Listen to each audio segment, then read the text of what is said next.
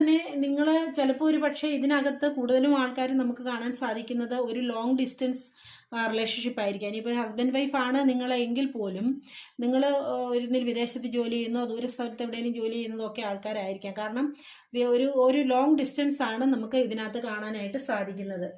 അപ്പോൾ പിന്നെ അവരുടെ ആ ഒരു ഞാൻ പറഞ്ഞല്ലോ, അവർക്ക് അവർ മാനസികമായിട്ടുള്ള ഒരു പെയിൻ, ഒരു വേദന അവരനുഭവിക്കുന്നു എന്ന് പറയുന്നത് നമുക്കിവിടെ മനസ്സിലാക്കാൻ പറ്റുന്ന അത് നിങ്ങളോടുള്ള ആ ഒരു അകൽച്ച, അല്ലെ നിങ്ങളെ പിരിഞ്ഞു നിൽക്കുന്നത്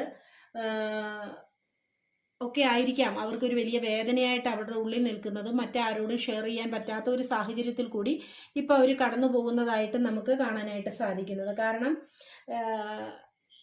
ഇത് മറ്റുള്ളവരോട് പറഞ്ഞു കഴിഞ്ഞാൽ ഒരു പ്രശ്നം ഉണ്ടാകുന്ന ഒരു അവസ്ഥ തന്നെയാണ് നമുക്ക് കാണാനായിട്ട് സാധിക്കുന്നത്. കാരണം നിങ്ങളുടെ ഈ ഒരു ബന്ധമെന്ന് പറയുന്നത്